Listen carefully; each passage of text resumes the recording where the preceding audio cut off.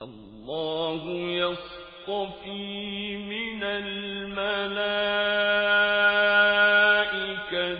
رسلا ومن الناس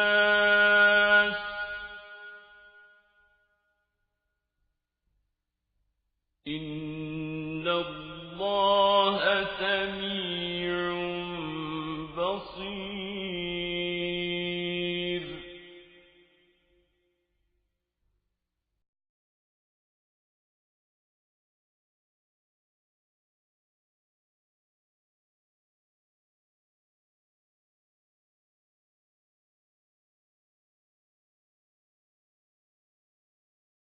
الحمد لله رب العالمين والصلاة والسلام على سيد الرسل وخاتم النبيين سيدنا ونبينا ومولانا محمد صلى الله عليه وسلم وعلى آله وصحبه أجمعين.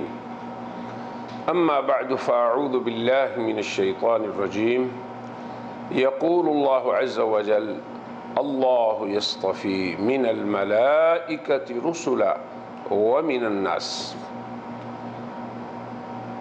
وقال جل وعلا: ومن يطع الله والرسول فأولئك مع الذين أنعم الله عليهم من النبيين والصديقين والشهداء والصالحين وحسن أولئك رفيقا.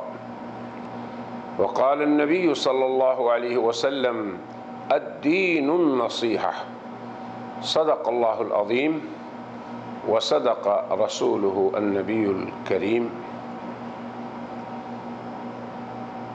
وبعد، ناظرین کرام،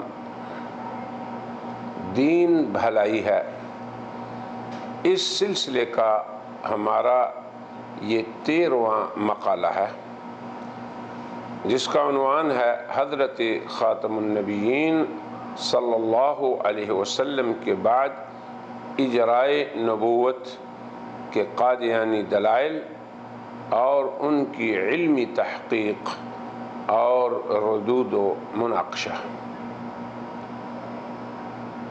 اس مقالے کے پہلے حلقہ میں اور پہلی قسط میں ہم نے قادیانیت کی دلیل اول یا بنی آدم اما یأتینکم رسل منکم یقصون علیکم آیاتی، اس پہ قادیانیت کے طرز استدلال اور اس کا علمی مناقشہ اور تحقیق پیش کی تھی۔ اس قسط میں، یہ جو کہ دوسری قسط ہے، ہم قادیانیت کے ہاں اجرائے نبوت کی دوسری اور تیسری دلیل، اس پہ قادیانیت کا طرز استدلال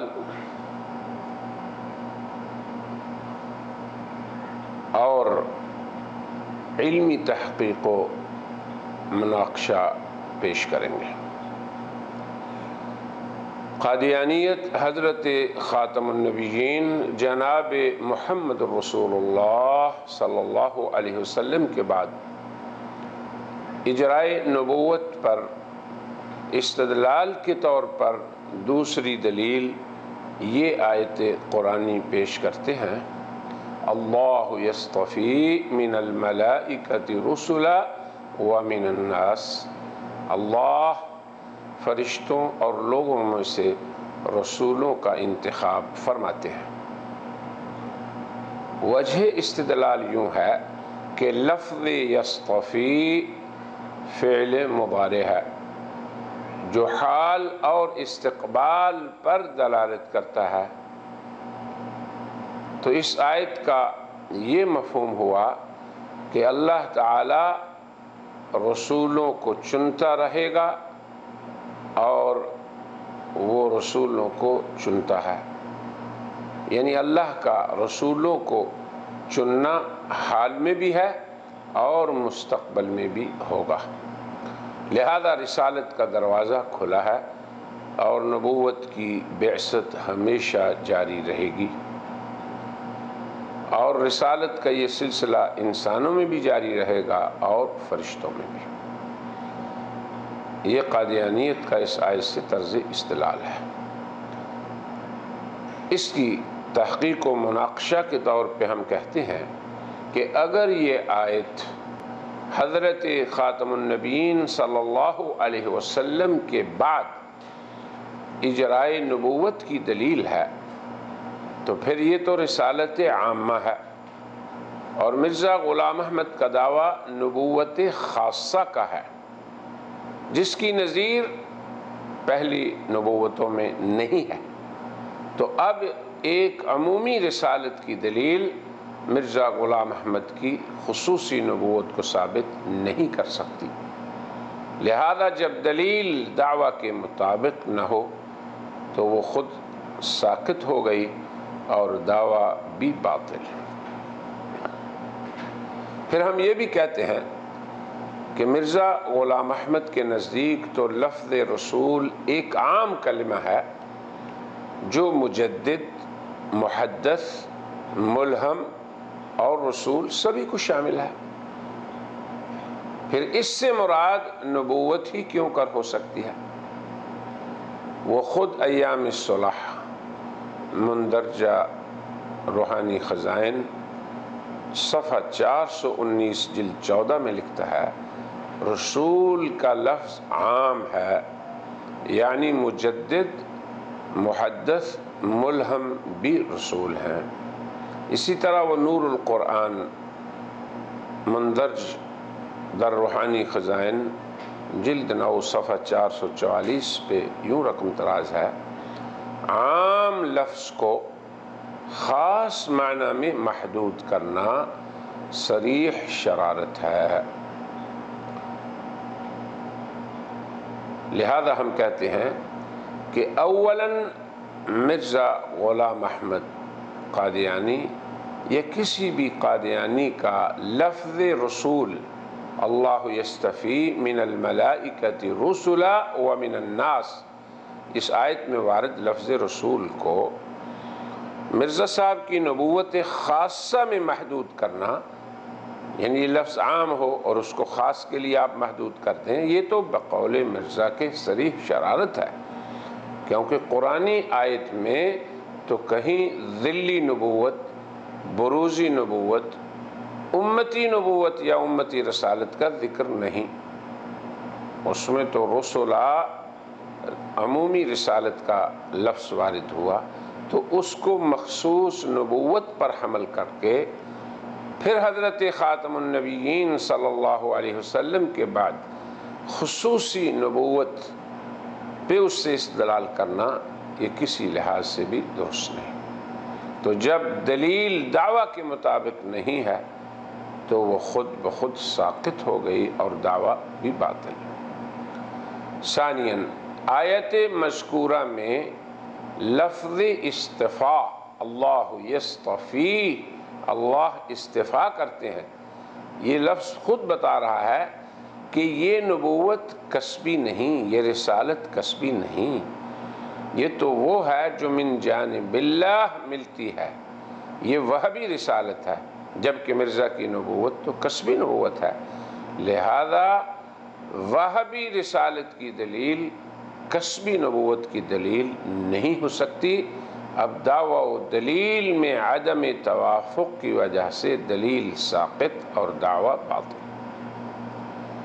ثالثاً آیت مذکورہ میں لفظ یصطفی فعل مضارع ہے جو حال اور استقبال دونوں پہ دلالت کرتا ہے، لیکن بیک وقت ایک ہی معنی پر اس کی دلالت ہوتی ہے، یا وہ حال پر دلالت کرے یا مستقبل پر۔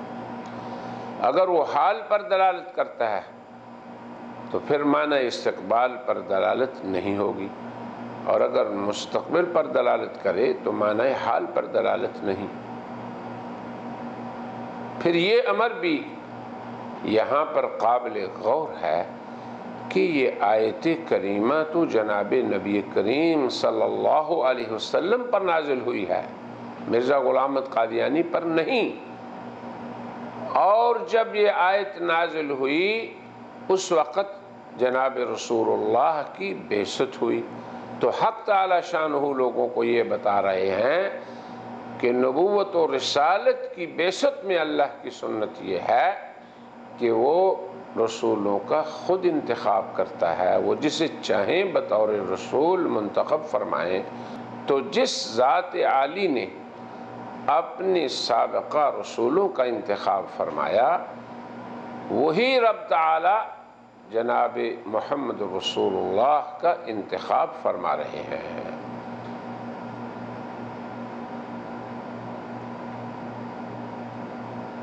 اور وہی تو رب ہے جس نے ان کے انتخاب کے بارے میں یہ بھی تصریح فرما دی کہ یہ رسول بھی ہیں اور خاتم النبیین بھی ہیں۔ تو یصطفی کا کلمہ حال کے لیے استعمال ہو رہا ہے اور آن حضرت صلی اللہ علیہ وسلم کی بعثت کے وقت کے ساتھ ہے، اور یہ بتا رہا ہے کہ جس طرح اللہ تعالی نے انبیاء سابقین کا انتخاب فرمایا، اس نے حال میں آن حضرت صلی اللہ علیہ وسلم کا بطور نبی اور رسول استعفا فرمایا ہے۔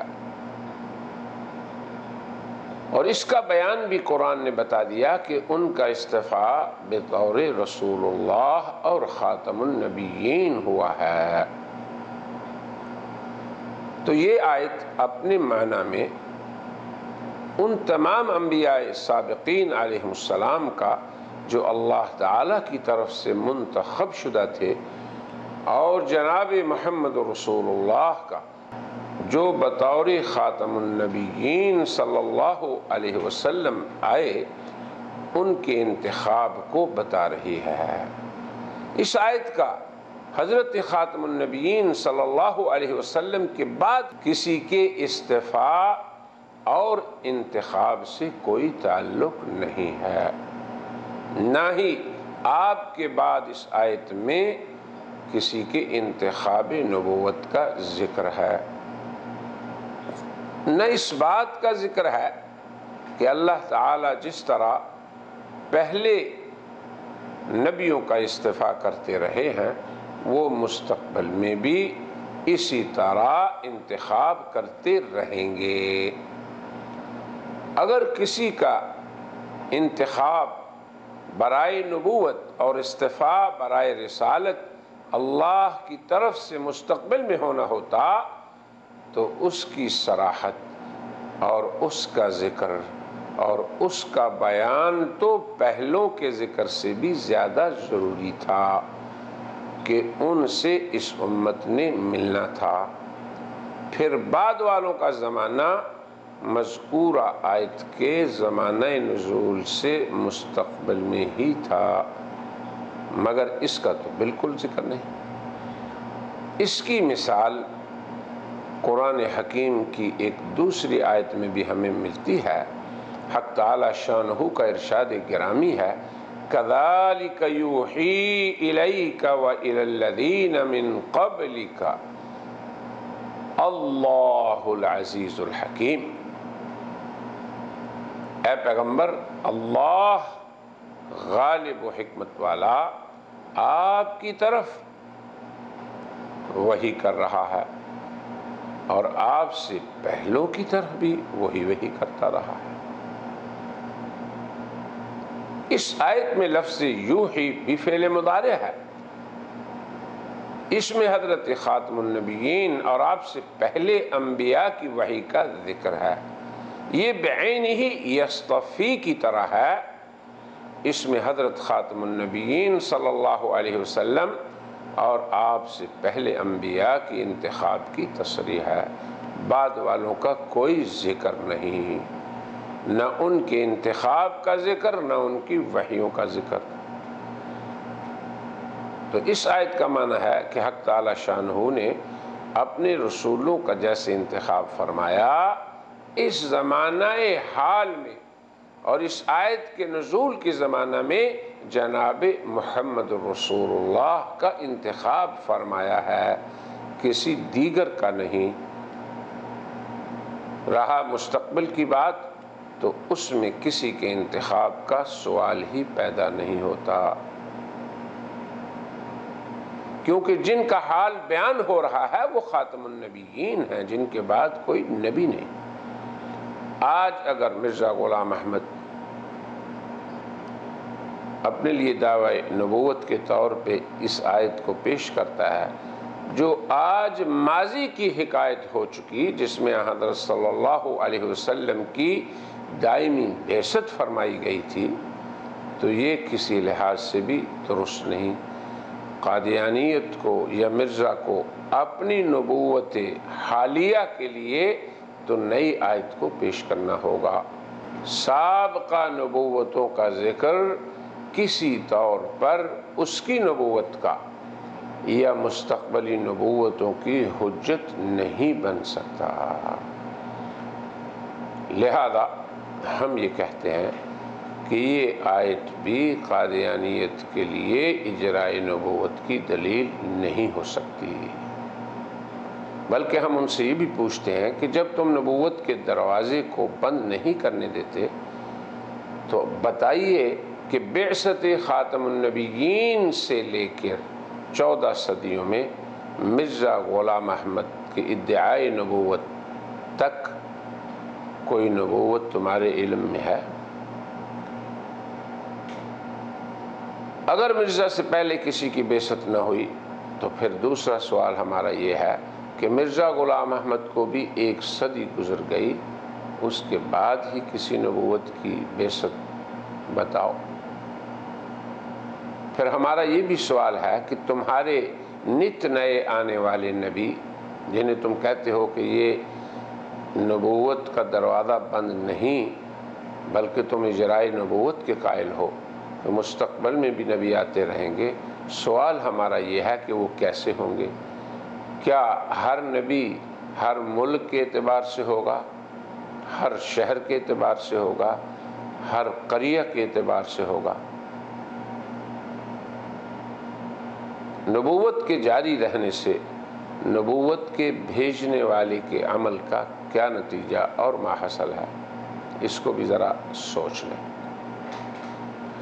لہذا یہ آیت اللہ یصطفی من الملائکۃ رسلا ومن الناس جناب خاتم النبیین صلی اللہ علیہ وسلم کے بعد کسی بھی مستقبلی نبوت کی دلیل نہیں ہو سکتی۔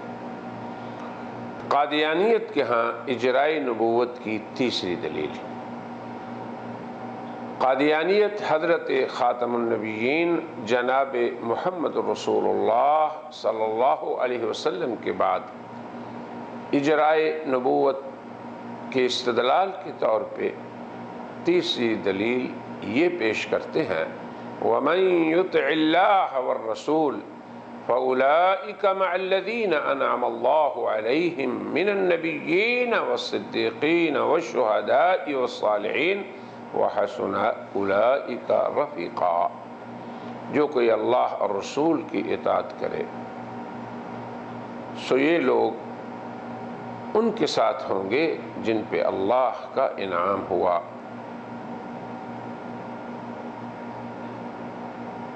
اب اللہ کا کن پہ انعام ہوا؟ نبیوں، صدیقوں، شہداء اور صالحین پہ، تو انہیں ان کی معیت نصیب ہوگی اور یہ بہترین رفیق ہیں۔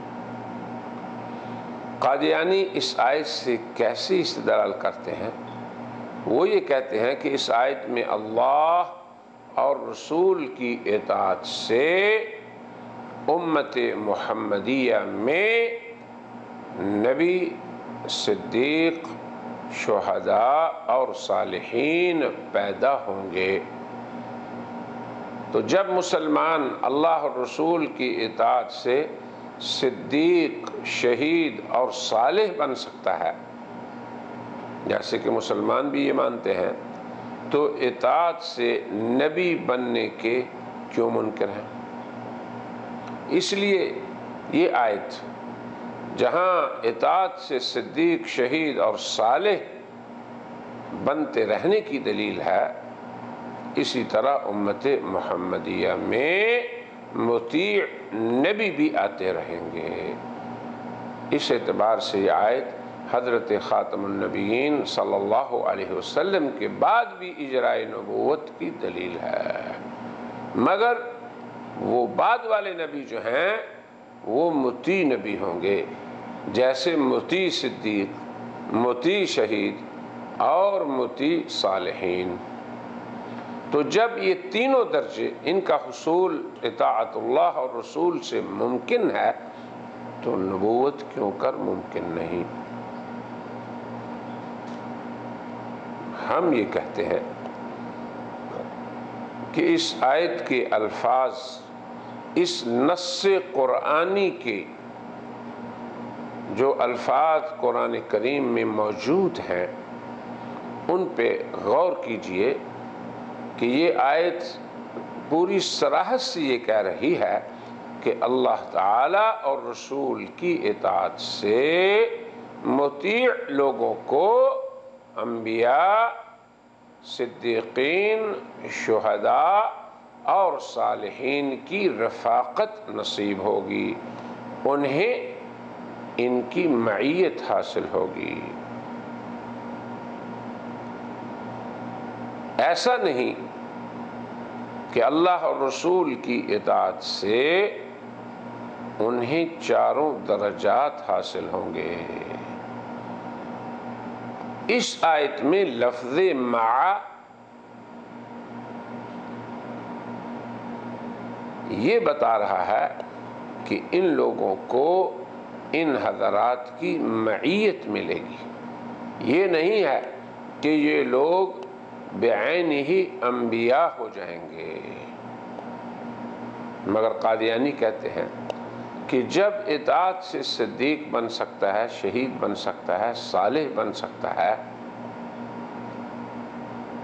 تو پھر نبی کیوں نہیں بن سکتا؟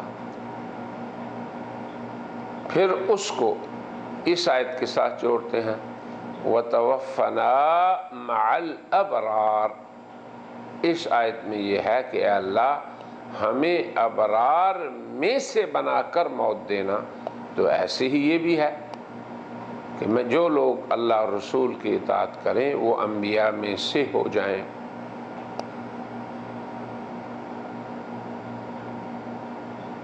اب اس استدلال اور طرز استدلال کے بارے میں ہم کہتے ہیں، اولاً یہ آیت حضرت خاتم النبیین صلی اللہ علیہ وسلم پر نازل ہوئی ہے۔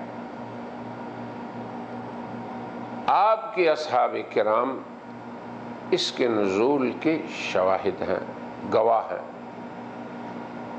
پھر امت کے جملہ طبقات، صحابہ، تابعین، تبع تابعین، اس کے بعد ائمہ مجتہدین، محدثین، فقہاء، مفسرین، بلکہ وہ مجددین بھی دیکھ لیں جنہیں قادیانیت کے ہاں مجدد ہونے کا شرف حاصل ہے، قادیانیت کے ہاں بھی ان کی مجددیت تسلیم ہے۔ ان سب حضرات میں سے کسی نے آج تک اس آیت کی وہ تفسیر بیان نہیں کی جو قادیانیت کرتی ہے، اور نہ ہی کسی نے اس آیت سے جناب خاتم النبیین صلی اللہ علیہ وسلم کے بعد اجرائے نبوت پر استدلال پیش کرنے کی جسارت کی۔ لہذا قادیانیت کا نبوت تک پہنچنے کا اس آیت سے استدلال یہ اس کی اپنی تحریف ہے، اس میں اسے امت کے کسی طبقہ کی حمایت حاصل نہیں۔ صحابہ سے لے کے اس کے بعد کے اہل علم کسی نے بھی اس آیت سے اجرائے نبوت پر استدلال نہیں کیا۔ سبھی نے یہ کہا کہ ان لوگوں کو جو اللہ رسول کے مطیع ہیں حضرات انبیاء، صدیقین، شہداء اور صالحین کی معیت نصیب ہوگی۔ یہ نہیں ہے کہ وہ ان میں سے ہو جائیں گے اور ان میں سے پھر نبی بھی ہیں۔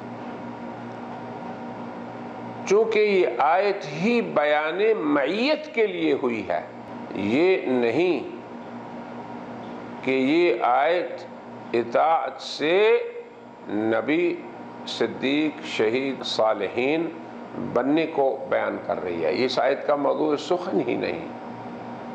ہاں، جس آیت میں اطاعت سے مقامات حاصل ہونے کا ذکر ہے وہ ایک دوسری آیت ہے سورۃ حدید کی، جس میں ہے والذین آمنوا باللہ ورسلہ، جو لوگ ایمان لائے اللہ پر اور اس کے رسولوں پر۔ ان کے بارے میں اللہ نے یہ نہیں فرمایا کہ ہم النبیون، وہ نبی ہوں گے، بلکہ یہ کہا اولئک ہم الصدیقون والشہداء عند ربہم، یعنی ایمان باللہ اور ایمان بالرسل، یہ جو سب سے اونچا اطاعت کا درجہ ہے، اس سے مقام صدیقیت اور مقام شہادت کے ملنے کا ذکر آیت حدید میں ہوا ہے۔ اس میں صرف ان 4 طبقات کی معیت کا بیان ہے۔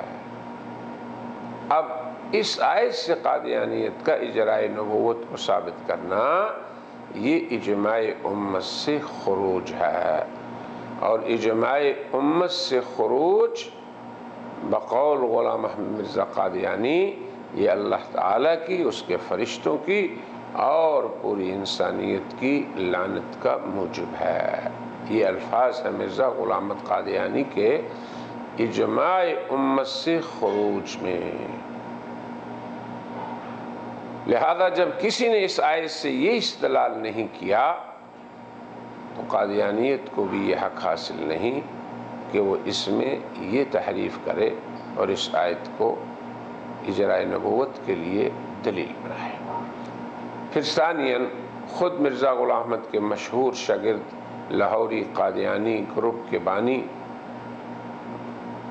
مشہور قادیانی مولوی محمد علی لاہوری نے خود قادیانیوں کو اس خطرناک تحریف سے ڈرایا بھی ہے۔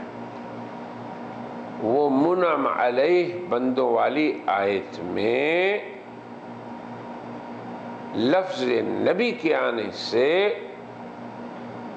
انہیں روک رہا ہے کہ تمہیں یہ ٹھوکر نہ لگے کہ اطاعت سے نبی بھی بن سکتا ہے۔ وہ لکھتا ہے یہاں نبی کا لفظ آ جانے سے بعض لوگوں کو یہ ٹھوکر لگی ہے کہ خود مقام نبوت بھی اس دعا کے ذریعے سے مل سکتا ہے،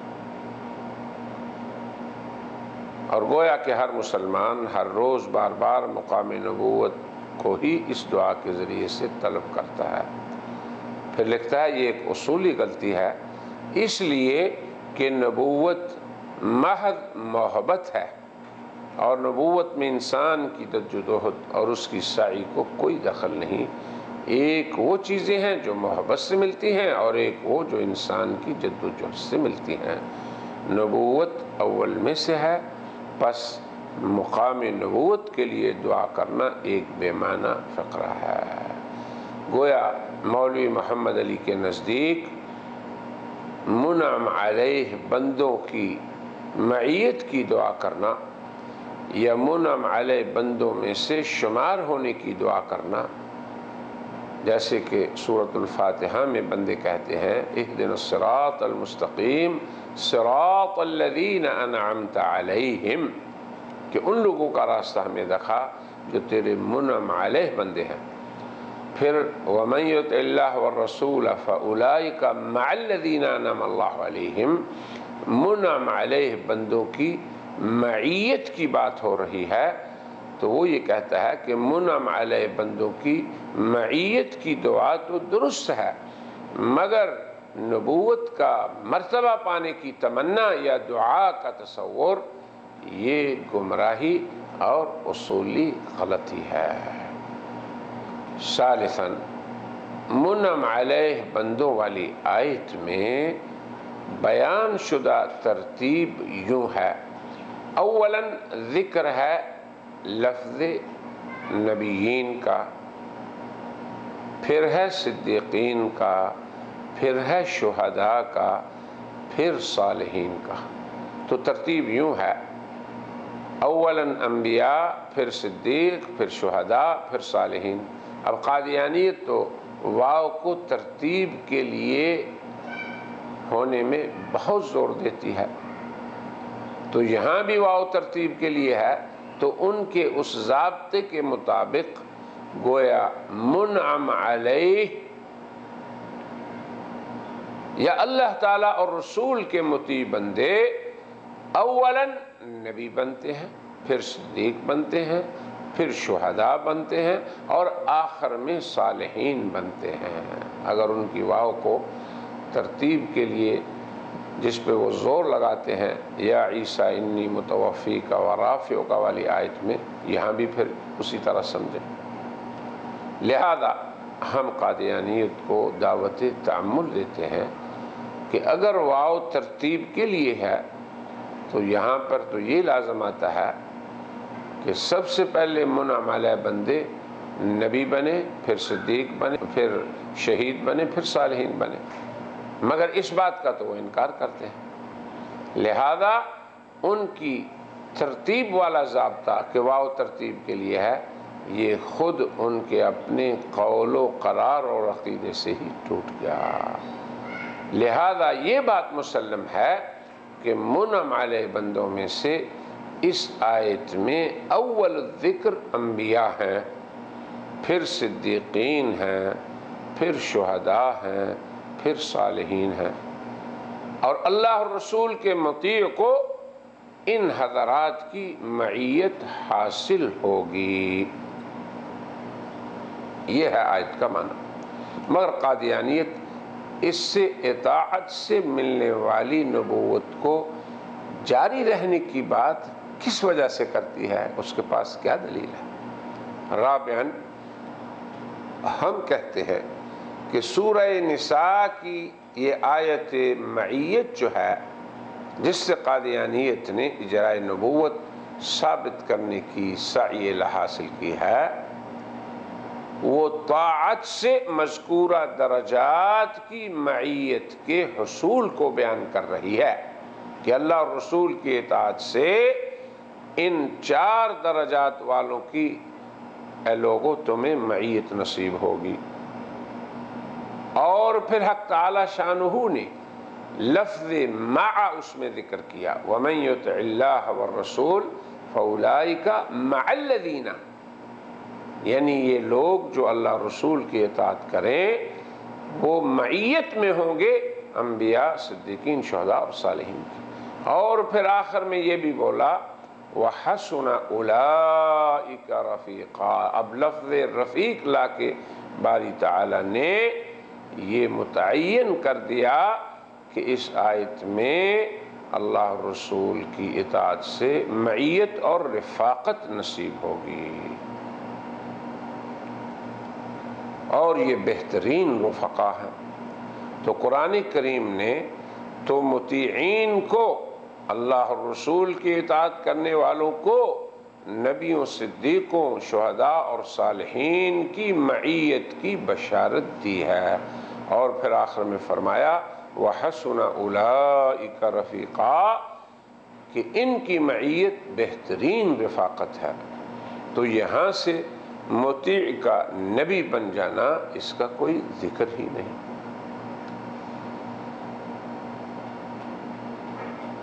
قادیانی تحریف یہ ہے یہاں پہ کہ اس نے مذکورہ آیت کے الفاظ میں لفظ مع اور لفظ رفیق کو یکسر بھلا دیا،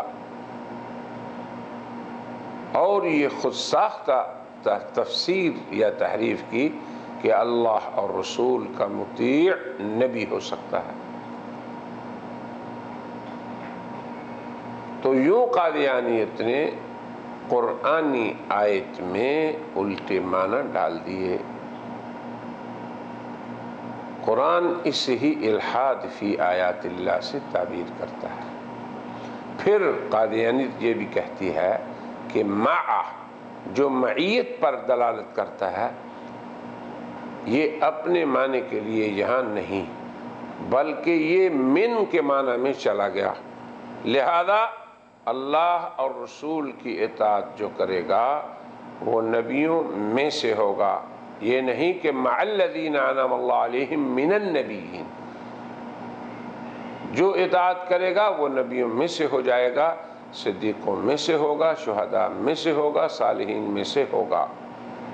لہذا اس امت محمدیہ کے مطیع نبی سابقہ نبیوں کے ساتھ ہوں گے، اس امت محمدیہ کے مطیع صدیقین سابقہ صدیقوں کے ساتھ ہوں گے، اس امت محمدیہ کے مطیع شہداء سابقہ شہداء کے ساتھ ہوں گے، پھر اس امت کے صالحین سابقہ صالحین کے ساتھ ہوں گے۔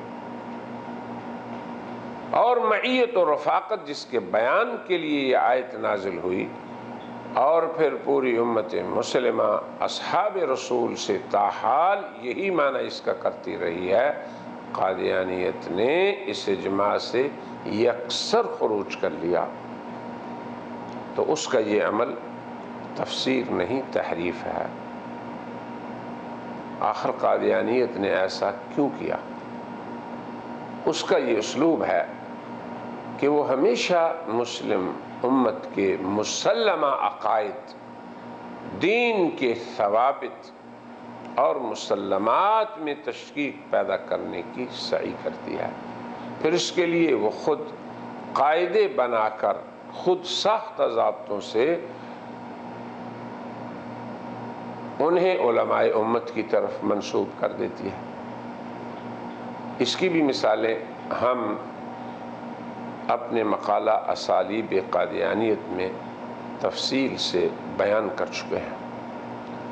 الحاصل قادیانیت کا یہ عمل کہ جو آیت اللہ اور رسول کے مطیع کو انبیاء، صدیقین، شہداء اور صالحین کی رفاقت اور معیت کی بشارت دے رہی ہے، اس آیت میں قادیانیت نے یہ تحریف کی کہ اس سے انبیاء بننے کی اور مطیع نبوت کے اجراء پر اس نے اسے دلیل بنایا۔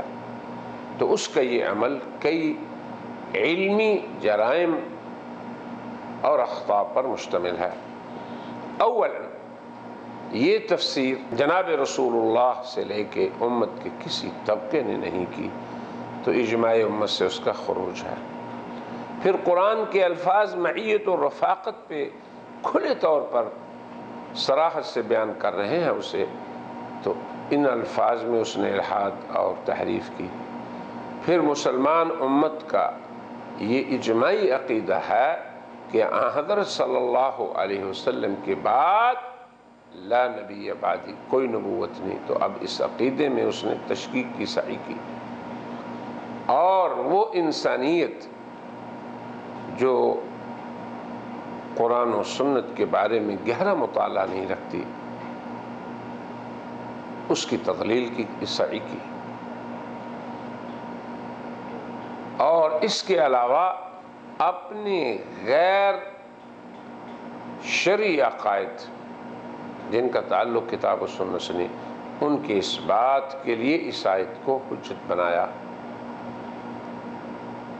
ایسے ہی جو اس کے غیر شرعی عزائم ہیں اس کی تکمیل کی سعی اور جد و جہد ناکام قادیانیت نے کی۔ لہٰذا جب اس نے اتنے علمی اور تحقیقی جرائم اور اغلاط کا ارتکاب کیا، تو ہمارا شرعی فریضہ یہ ہے کہ اس کی اس رائے کی ہم بھی تحقیق، حریت اور پورے حق کے تحقیق کے ساتھ کریں۔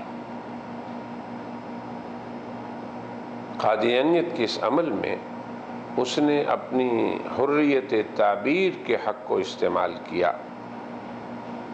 تو ہمیں حریت تحقیق کا علمی حق حاصل ہے، اسے بھی اسے تسلیم کرنا چاہیے۔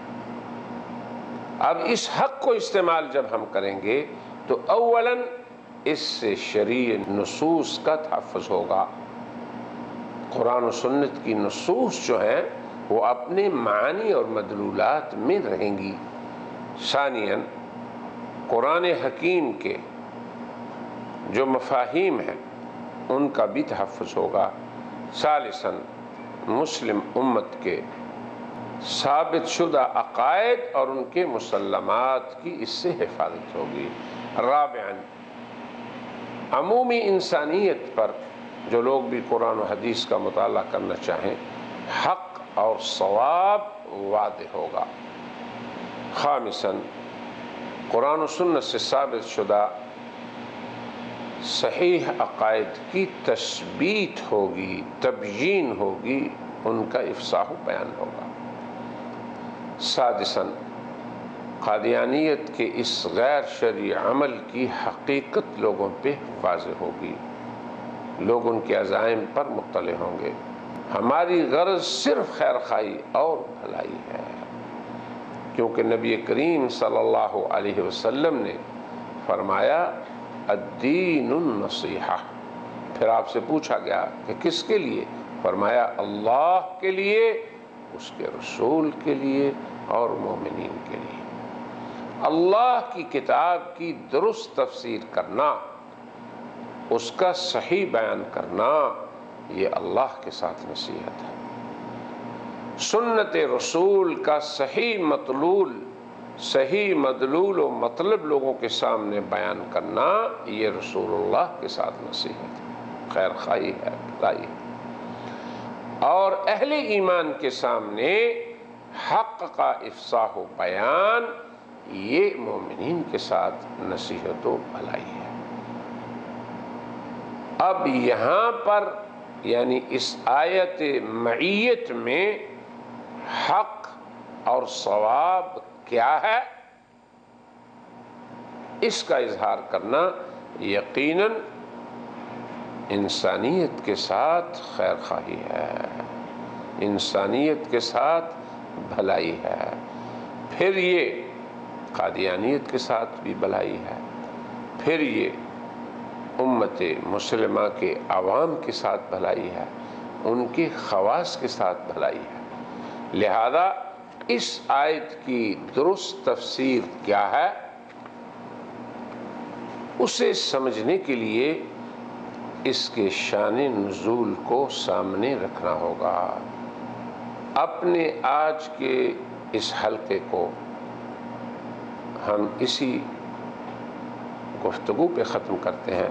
انشاءاللہ آئندہ قسط میں ہم اس آیت کے اندر جو حق اور ثواب ہے اور اس کی جو درست تفسیر اہل تفسیر نے کی ہے، اس کی شان نزول کے ساتھ انشاءاللہ یہیں سے اپنی دوسری قسط کا آغاز کریں گے۔ وآخر دعوانا ان الحمد للہ رب العالمین۔